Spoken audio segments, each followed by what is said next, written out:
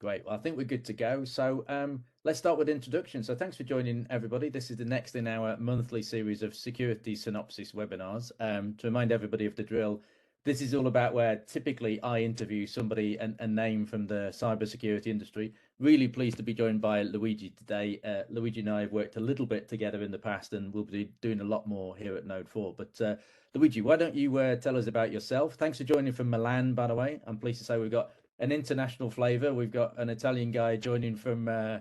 Sorry, you're joining from Madrid, aren't you? Sorry, not Milan. Madrid, today We've got an Madrid, Italian yes. guy joining from Spain, just to prove that the internet is truly a global thing and it doesn't start in Derby and end in Nottingham. So, Luigi, I'll shut up. Could you introduce yourself, your bit of a background, and just give us one sentence on what Bfore.Ai does, please? Absolutely. So first of all, thank Andy for inviting us. So you said it, I'm Italian. I actually live in France, even if today I'm here in Madrid. So definitely multicultural is one of my characteristic. I've been in this industry for 40 years. Put my finger on the keyboard when I was 4 years old. It was a mechanical keyboard for the ones that remember IBM M. By the way, it still works. I still use that keyboard. And had a lot of experiences in infrastructure, working for companies like Dell, like Quest Software. And then a few years ago, kind of sad that cybersecurity was such a reactive industry. I thought, why don't we try and do something more predictive, more trying to foresee what's coming rather than being on a victim, kind of reactive stance. And so before I was born, and we provide predictive cybersecurity services, both from a threat intelligence perspective, where we can identify future sources of attack in average a couple of weeks before the attack starts, and from a brand and reputation protection perspective, where we are able to identify and stop as well those attacks before any victim is made. And I'm sure we'll cover some of this in today's topic. Yeah, absolutely. And other than that, very happy to be here and hear your questions. Brilliant. Thanks for that, Luigi. And we'll carve out some time so we get questions from the audience. And clearly, I've got a few things to get us going. And just to resonate with that, for those of you on the call who know me one way or the other, I get frustrated that the idea of cybersecurity is somebody attacks your firewall every day. So the closer we can get to criminals and taking domains down gives us a false multiplier, makes you safer, makes the planet safer. It's got to be the way to go. So I guess to kick us off, AI has been in the news, particularly at the time of recording. I'm bored with the amount of times I've heard ChatGPT on the news this week. So AI, just tell us a little bit about it's in the company name, but how are you using AI to help to fight the criminals? Because this wasn't happening probably 10 years ago. So talk us through that if you could, Luigi. Yeah, so I always love more talk about what we provide our customers rather than how we do it. But we definitely use a mix of algorithms that are part of the AI family, from machine learning to supervised learning to belief propagation and so on and so forth. But technically, what you have is a system that can crunch an inordinate amount of data and create relationship between these data over time. And that's really is about our innovation. We don't look at data statically, but we look at behaviors of infrastructure. And the way to think to it about what we do, it's like weather forecast systems. We observe a ton of data on the internet on a daily basis. This information over time is converted by the algorithms in behaviors. So an infrastructure behavior could be, maybe an infrastructure that was live and then 6 months ago changed the name server, and a few days later an IP address is added to the DNS, and then maybe a few days farther later there is certain traffic going to another infrastructure, and so on and so forth, right? So this series of activities make a behavior, and our system catalog behavior. We have more than 1 billion of them. Then we train the system to recognize good and bad behavior, and then we identify infrastructure that get too close to bad behavior to inform our customers about them so that they can either block access and communication or set alerts to be informed that their system are talking to those malicious infrastructures, or we can do things to make them inactive so that we protect the general public and customers of our customers And I so on. wanted to go into that because I mean, for those who don't know, I mean, the domain takedown industry has been around as far as I can see for around 20 years, probably longer. But to play that back, I guess if somebody were to impersonate Node 4, so they had a 0 instead of an O, that's difficult to find, yeah. But what you do is, so I guess the Node 4 domain has some characteristics. The IP address has probably been static for 10 years. The DNS registry's got a great TTL, all that kind of complicated stuff. But if you're a criminal, I think one of the fundamentals is criminals, I think we know, are lazy, so they would use the same IP address for 10,000 phishing domains. They last for 36 hours. So you look for that kind of high speed activity, for want of a better word, that allows you to fish out, if you pardon the pun, with an F, not PH, fish out the bad domains from the good domains, and then go for it there. Yeah, is that a reasonable synopsis, I guess? Yeah, that's a simple, the behavior are a little bit more complicated than that, but one thing that really helps is that criminal, you said it very well, they are lazy, and they will use scripting and programmatic tools to create those malicious infrastructure. So there are actually a sequence of activity that they perform to set up server, move them from one cloud to another, get to the domain, configure the MX, and so on and so forth. So all this very complicated set of changes can be recognized, but if you had humans try to do that, it would just be, you need more than an army and it would be too slow. That's where the AI, going to back to your early question, helps, because it is meant to manage the relationship of so much data and identify and forecast where the data is going. And that's helpful. So I think on one of the previous webinars where we interviewed a dark web company, one of my strap lines is the day when a 15-year-old boy in his bedroom in Belfast can take down TalkTalk are gone. Those things don't happen anymore. So criminals operate as gangs. I think what I get from what you said is if there's 1 million criminals out there, there's probably 10,000 criminal gangs, but each gang has got a particular signature way of working. And you're looking for those patterns as well, which is cool. Correct. Absolutely. Yeah, we don't necessarily do the attribution part as in trying to figure out who they are. Yeah, that's the We law rather enforcement to focus do. on avoid that they make any damage. But it's definitely what you're describing there. We identify pattern of activities and then associate them with nascent or emergent activity, right? So, but But what you said is very relevant. Is today in the criminal underworld, there is an ecosystem, and very similar to what in the clear world we have with startups, right? So you have small teams of very clever people that decided to produce some specific software, and then they try to sell to other people in different business model. We have heard recently of ransomware as a service, royalties on the results of the ransom, and so on and so forth. yeah, There are criminals pay funders, commission. Yeah, so just like everybody else, criminals are paying commission out there. I mean, there are even call it venture capital, right? yeah, So the mafias and the organized crime of the world invest in these people because they need time, and there are jobs, right? There are community managers for dark web forums, and there are it's actually very, it's definitely not the single person in the garage, albeit that still exists, right? And I would still be very worried about 13 and 15-year-olds. I remember what I did when I was at that age, and they are extremely resourceful. But unfortunately, it's becoming more and more organized, more and more structured, more and more complicated to face.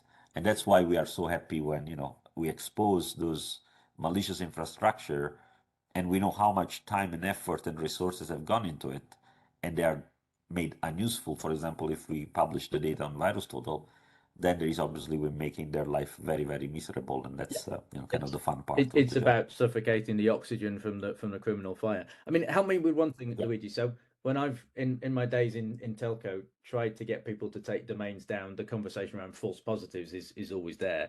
So Sure. what can people on this call do to make sure their domains, they're good domains? Because we've not invited any criminals to today's webinar, bizarrely. So if I'm running, what can Node 4 do to make our domain stand out as being as legitimate as possible so that your algorithms know that we're the good guys, and then it makes it easier for you to find the bad sites?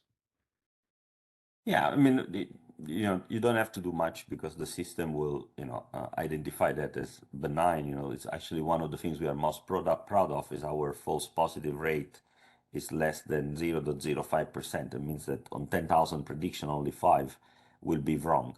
That said, more than taking care about what we do, I think it's still very important and unfortunately not very common that people secure their DNS. They have a DNS hygiene.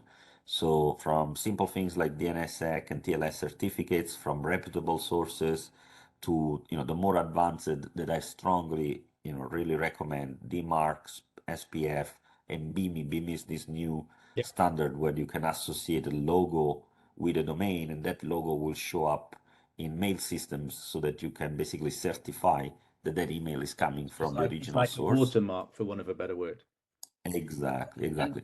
Those things are very simple, to implement, uh, but they require time, of course, and expertise to do it. But they are so important. And unfortunately, the vast majority of organizations are still not adopting those basics yeah, things. I would say that, before being worried about someone creating impersonation of, from a bad domain perspective, what you should be more worried first is, let's not your own domain get hijacked and be used against you. That's unfortunately so common still, right? So the two things go hand in hand. But I would say start by securing your own domain and let company like us protect you from so others without DNS worrying lock too much and those about kind them. of things. So I like that, and it's something I wasn't thinking we could talk about, but let's do it. That, as you say, the amount of criminals who can hijack the DNS. So in our case, they would take the genuine node4.co.uk and turn it into a criminal site. Without me Even mentioning that. even even worse than that, there is many companies use a technique of pre-registering domains they will never use just to avoid others to register their domain. But then they leave these domains they have registered unsecure. And so here is the funny thing. It's easier to take control of a protective domain of a large company and scam them than create a fake domain and use it for scam. So, Ah, so so, so so these let protective domains are very dangerous. They are supposedly protective, but they actually create even more risk. They expand your attack surface, right? So, maybe we'll get to a moment to talk about it, but we are working now on a future product to block the registration of domains, well look, and that will be kind of solving a bit of these problems. Well, So, let me play that back because I like that. So I think I'm going to talk about the Node 4 domain because I'm not going to talk about any customer domains for yeah, obvious reason. But so what I think I've heard there is if we register node4.com and node4.co, which obviously wants to do, that's the classic protection thing. You spend a few pounds, you got the domain. People forget that they've done that. They forget to turn on domain lock, demarc, wah wah wah, and then people actually impersonate because it is a legitimate domain that's out there. If exactly. anybody were to check, like you see it's legitimate. They've made a Node for spoof website. So ironically, when people are trying to do a good thing in this space, they're actually causing more self harm than not registering the domain Yeah, in the first place. Because it's it's not it's the it's same thing. obviously it's a practice that's been, it's as old as the domain industry. It is one of the protective domain. Yeah, But what has changed is the security context has become much more aggressive, and the practices of securing the protective domain hasn't followed. Right? I mean, we're talking about the main domain not being secure. It's kind of automatic that the protective one are even less secure, right? So, the more you have attack surface, the more stuff you have to manage and control, it's a big, the risk the increase, more and you and are I think that's likely the to. part where people ignore it. So. Yeah, and you're more likely to forget your GoDaddy password and not turn on MFA, and then one day Totally. somebody's taken that domain that you forgot about 5 years ago, kind of thing. So it's the classic. I'm afraid to As say well, because it's the classic IT boring stuff of just keeping your house in good order sure, is one of the basics. asset management, absolutely, yeah, asset inventory and asset management is just a different type of assets. So And I tell you what we'll do. So we do have a guide, a Node 4 guide to free security, and some of these things you've said, I think we'll capture into that and send around because I appreciate we're going, quite deep into quite a specialist world. But I think one of the things we like to do in this call is sometimes scare the pants off people and then give people a solution. So, I think we're all aware of somebody having a spoof domain, but somebody taking over your main company domain. And several years ago, just a small war story, a council in the UK who shall remain nameless, I think somebody took over their domain and was selling, it was exactly the same domain, but they'd taken some spare pages and were selling Viagra. And I tried to get hold of the CIO of this organization. And because I put the word Viagra in the email, I had to phone them up because it kept blocking my email, even though they were actively selling Viagra on a council website. So I think, but yeah, what you just said there is the DEFCON scenario that, you know, all of Node 4 in our case is now selling weapons on the dark web, and we find out because we haven't got any website traffic. So help me with this one, and there's a few questions around this. So when you take a domain down, I presume you go to the registries and the registrars. I've mentioned GoDaddy, CentralNick, Nominet, those kind of folks. Are there good people and bad people in the industry? Do some tell you to go away? You know, I think there's 3,000 Yeah, so domains now. So how does it work? Is where I'm at. yeah, that's a very good question. So first of all, the takedown has many different facets, right? So you mentioned the pure domain takedown that is going to the registrar, going to maybe the registry, and that's one way of doing the takedown. Before you get to there, you need to go and check the web hoster, the email hosters, potentially this could be a legit domain that's where the DNS has been hijacked and a subdomain is now pointing to another bad rogue infrastructure. So now you have to go to the legit domain owner, get them to realize that their DNS has been hijacked, right? So there is a multifaceted things. If we focus on the ultimate, the nuclear, if you want, solution, that is to go to the registrar and get the domain removed from the DNS, or client hold, or NX domain, that are the two phases of the process. Indeed, there are registrars that are more keen to fight the abuse. I'm definitely happy to mention, for example, Namecheap, that in the last 24 months has really done a fantastic job, and they are faster. I mean, we can do takedown with them in less than 5 minutes now. So Oh wow. from the moment we do the prediction to the moment they actually shut down the domain, a total of 5 minutes is just outstanding. And just to jump in, Luigi, Unfortunately, sorry to jump in there. So about 2 years ago, Namecheap had such a bad name in the industry, which is yeah, where criminals totally. were. So I guess it's good. So for the cynics out there who say people won't do this, I was always cynical about Namecheap. So I've been out of this space for about a year, but so to know that they've changed their position quite actively is good news. So the Absolutely. internet And we is need actually to getting give cleaner. them Is more the kudos. good news there? Yeah, I would say that they are the benchmark in the industry today, at least Right. from the perspective we see, because obviously we interact with most of those Yeah. actors, right? Um, then you have, there is really a spectrum, right? So where you go on the other opposite, there are, some state-owned registrar in North Korea or Iran or other places that are totally, against. I mean, they are totally fostering Yeah. abuse, we can say, I right? think we all know And to block Iran and block North Korea maybe, and a lot of people block Russia for that yes. reason, don't they? Which makes complete sense. Yeah, I mean it's a way to do. Unfortunately, these bad registrars are all over the place. Not Yeah, just simply from a geographical perspective. It comes to mind, the .tk TLD, that is a free TLD, and it's an extremely difficult one to do takedowns on because they just don't make any money on it, so they don't spend any time keeping it clear. But anyway, the you know let's say that the industry, I think, is definitely going in a direction of fighting the abuse. There is a lot of different initiatives. Registrars of different sizes are all kind of coming to the point where they realize that it's so important to keep their registry clean, because it goes about their reputation, about the reputation of internet, and to avoid it, there will be stronger and more complicated policy, like what we are seeing now coming in these two and the likes, that would remove that autonomy that they have had for so many years. Let's say today organization suffer from the delay of takedown. If there is a fishy domain against the bank and it takes 4 months to do the takedown, then that's a it's too big late. problem. And that's why we came up with this other capability that we call the active defense.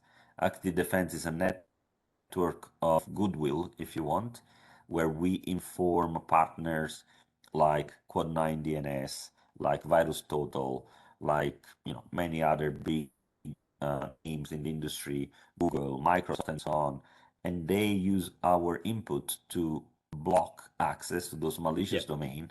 In, say, maybe in 30 minutes, we get about 60% of the internet traffic, they get blocked.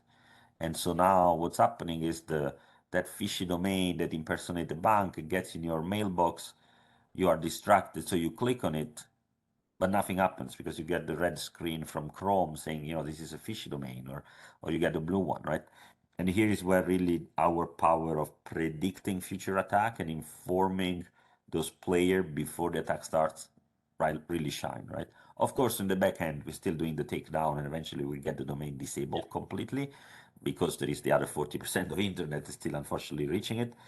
But at least we greatly reduce, especially in the big public, retail, consumer, small businesses that are less protected, and maybe they don't have those, kind of rule of thumb blockings that you were mentioning.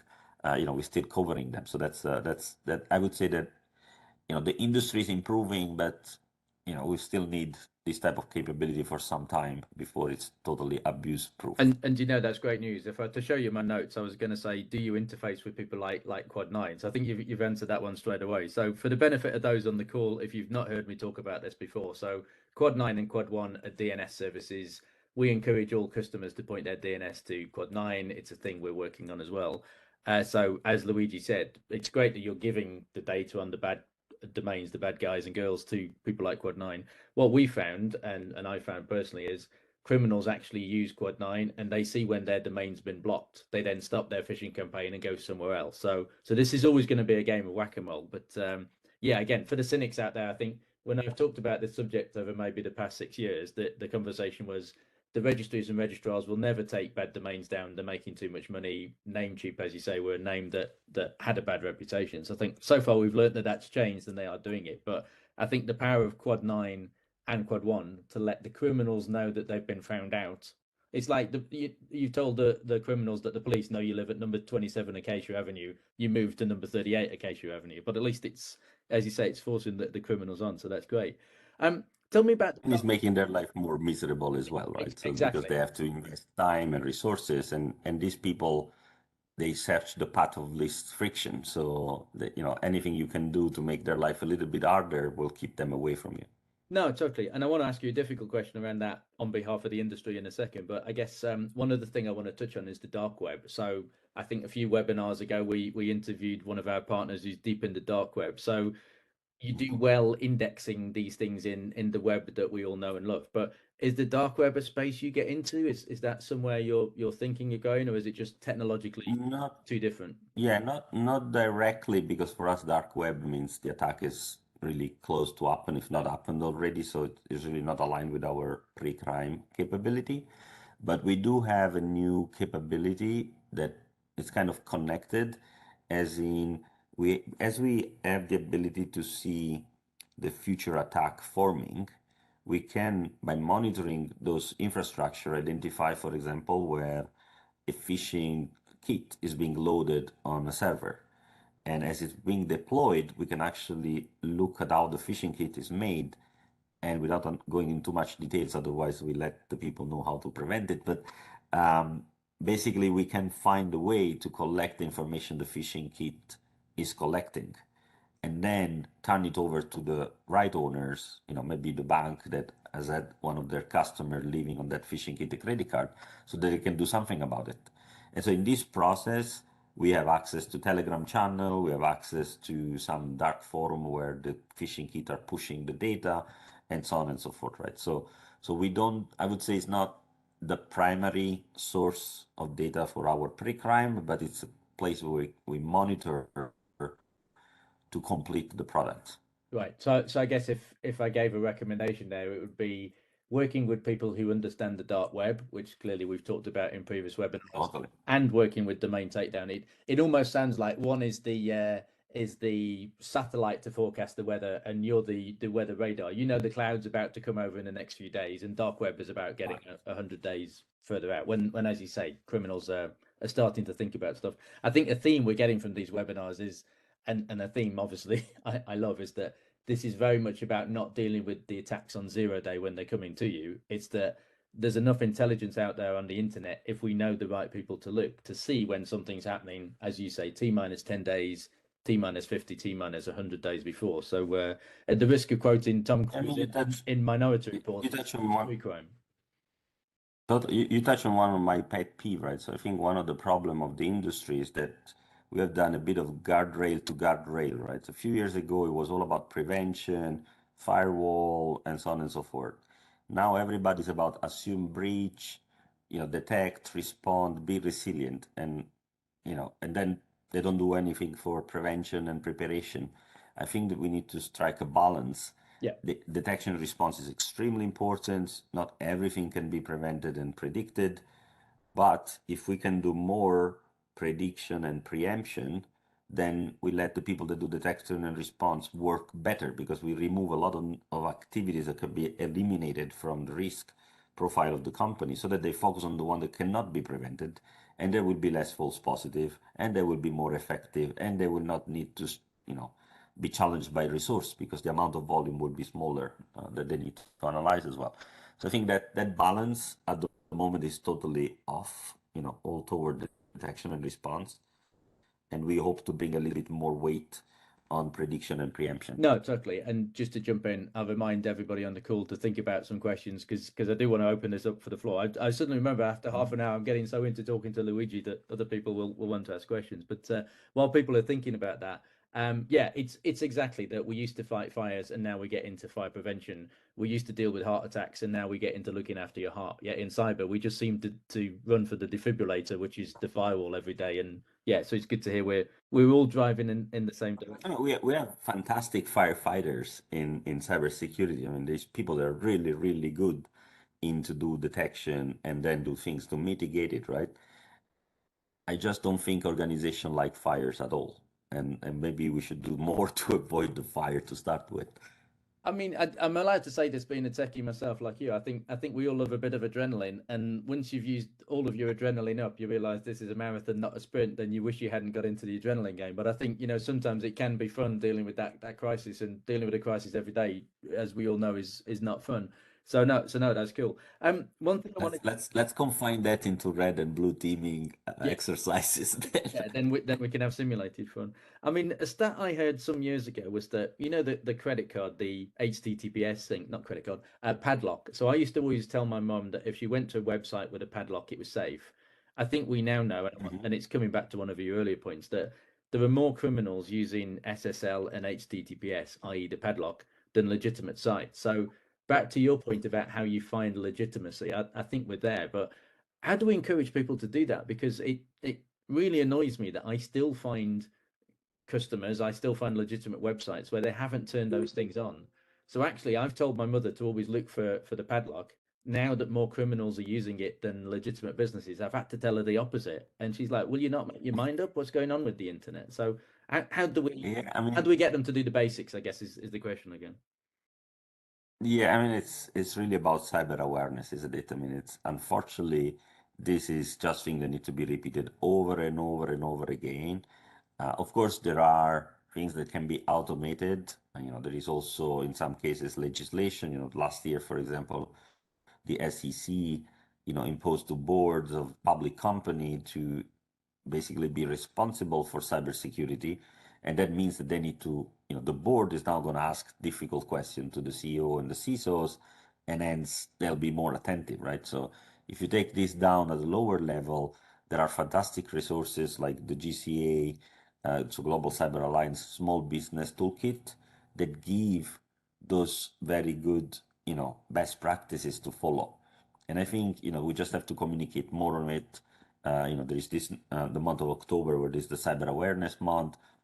We just released it for Christmas, a kids book, so that parents that want to spend a bit of time with their kids, they can tell a tale about cybersecurity, and in a funny way. And we need to start from We need to the start very from 5 year olds. early stage of training. Yeah, you said you first touched the keyboard when you were 4. So what's the book called? I'd not heard that one. The book is called it's on our website, so I can't remember the name now. It's the but it's a very nice tale. It's very easy. You go on our website, resource, download, and it's free. You don't have to put even an email address. There is no paywall or registration wall or anything else. It's for, I would say, 4 to 8 years old. Nice pictures and everything else. So here you go. The king, the knight, and the snowball. Thank Roger. Really appreciate it. There you go. He's on it. I think there's going to be loads of IT directors who want to read it just in case they're missing some stuff. Because I mean, we found that the amount of people who missed the basics. We found one customer whose admin passwords were the admin's name with a number at the end, and we've seen other people out there with the same internet server, to your earlier point, with the same password and the same IP address since 2015, and it only recently got hacked. So weak password on the password on the server on the internet. It disturbs me that I think as an industry we get excited about the new cool funky stuff and don't do the basics. So I think it's a good comparison that we started today's chat talking about artificial intelligence, and then we've landed, as we often do, that you should do the basics well and then move from there. Maybe an awkward commercial question, and again, I want you to answer this on behalf of the whole takedown industry and maybe yourselves. But so let's say we find 1,000 bad domains in our SOC. You charge people money to take domains down. That's how you make your money. But then you also altruistically share that out with people like Quad9, with people like ourselves, so that we can block things and keep customers safer. So there's always a difficult balance between the commercial world and doing the right thing. How do you do that? And if I give you 1,000 domains, you're going to charge me 1,000 times something. If I find them just because I was looking at a bad site and I thought to tell someone, I could tell NCSC, I could tell my nation state organization. How do you interface with those guys? What would we do? So that was a very long, Yes, rambling question that allows you to explore the whole commerciality of your industry, I guess. yeah, and I have the ambition to speak for the industry. It's so varied and different. But from my perspective, what we are really providing is a service. Is the speed, is the automation, is the fact that it's controlled, that that you ask us and it get done. By the way, we do charge only on performance complete, so only once the takedown is completed. So if takedown go forever and it doesn't get completed, then the customer doesn't get charged, right? So it's we align our risk to them. And so, yes, definitely everybody can try and do a takedown on their own, go through the tedious process, try to get the registrar attention. The reality of it is large organization, medium-sized organization, but even very small organization that have the risk, they're better off with a professional taking care of it. And in parallel, we do provide those feeds. We call it the pre-crime community network feed to organizations like Code9, like GCA, Virus Total, and so on. And we do that because we want to help the community, get more safe and so on. The only difference between the key difference between the commercial feed that we give to customer and those feeds that goes into those other solution, the community feed, is one of speed. Right? So our customer get real time or daily updates. We publish our prediction into those other venues with a delay that varies between 15 to 21 days. In most cases, still extremely good because most attack take months to be prepared. Our average today between the prediction and when the attack actually realizes is 18 days. But we have seen many, many attacks, especially the nasty one, the ransomware, the command and control server, that where our prediction was early by 4, 5, 6 months. And so that feed, even the community feed, is actually quite useful from that perspective still. So it's always a balance, right? So, but from our perspective, it's really more about the service that we provide, the capability itself. There are definitely solutions. If I can recommend, for example, the DNS Institute, NetBeacon. NetBeacon is a free page where you can go declare what you think is a malicious domain and provide the proof, and they will simplify at least the report, because today each registrar if there is one challenge in this industry, is there are tens of thousands of registrars and each one has their own process for reporting, so much so we had to automate it and study each one of them to see what which information we send, how we send it, and so on. So the guys at the DNS Institute with NetBeacon facilitate that part, and they're trying to push a standardization.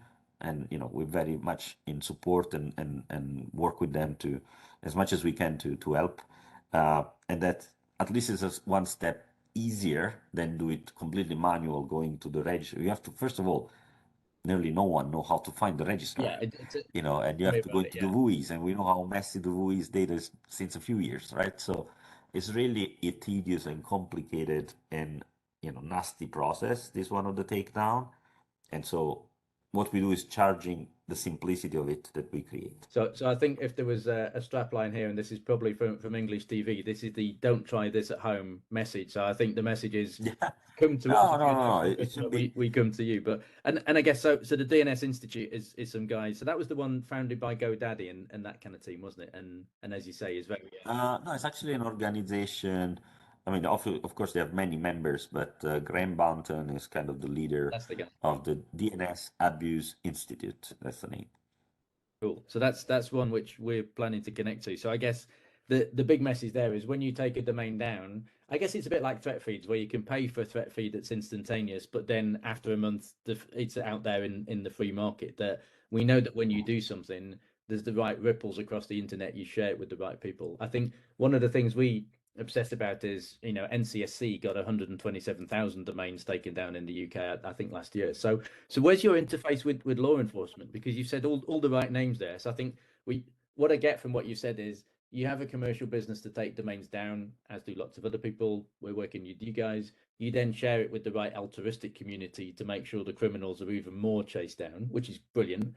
But Mhm. yeah, what happens with law enforcement? Because there's 188 countries out there. Well, so first of all, we are, I would say, we focus really, remember, we are still a 2-year-old company and, growing very, very fast, but, we need to still look very much after our sustainability. Yeah, And so our focus is really commercial activity and commercial organization.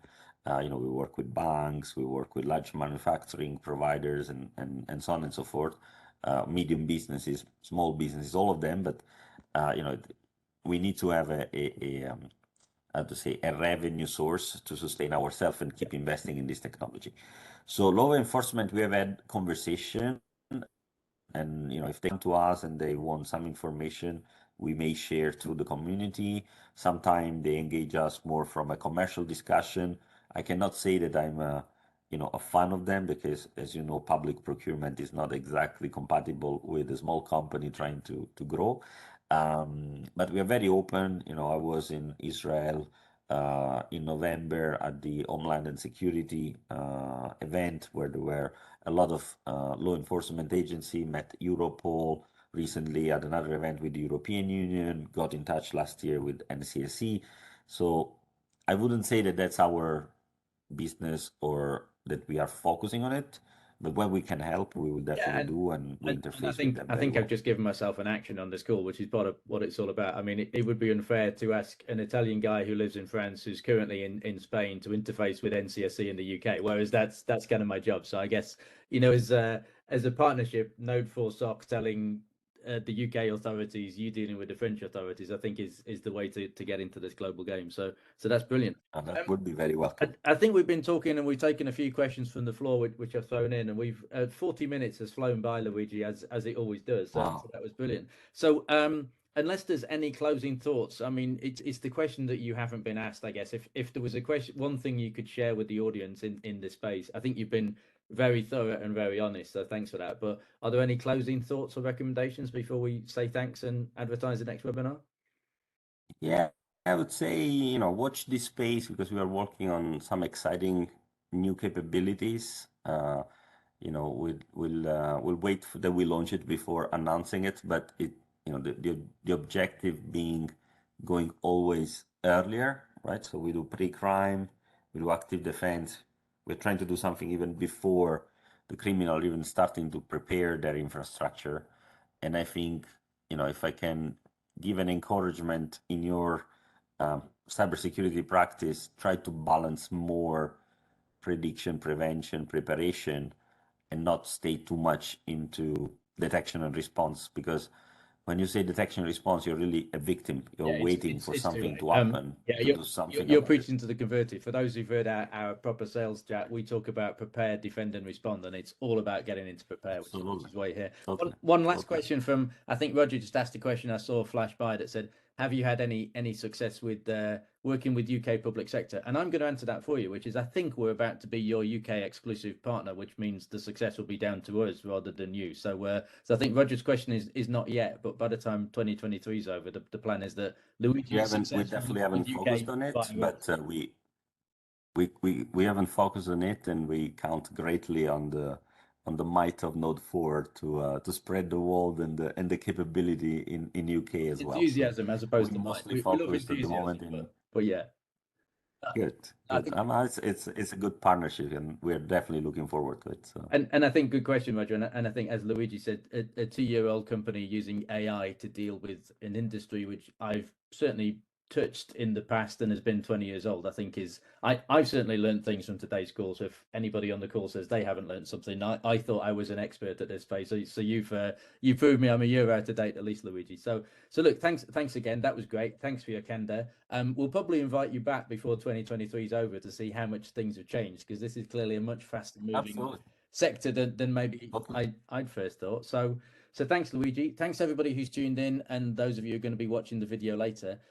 Just to say, so our next session is with Dan Kaplan, who's from one of our incident response partners, and it's titled Negotiating with Criminals, How Not to Talk to a Hacker. So I think we've talked a lot today about the dark web and ransomware, and yeah, if there's one thing we've got from Luigi and we've got from NCSC and we've got from Searchlight Security, is that there's a lot of conversations happen on the dark web before an attack actually happens. And as Luigi says, when that attack hits your firewall, you could have so listened to that stuff the days before. But again, to touch to Luigi's point, the ability to use the dark web and negotiate with criminals in a good way and a legal way to try and get yourself out of the hole when you get in there. Note the word when, not if. I think is again another space which is not talking about firewalls, which is really what this conversation is all about. So yeah, tune in next month. We're always on the third Thursday at midday. But yeah, again, Luigi, I think you've been a model guest, really informed as to your industry, and yes, no, I admire what you're doing. So we'll be working more with you. Thank you. Thanks again, everyone. Thanks, everyone, and speak soon. Bye. Ciao.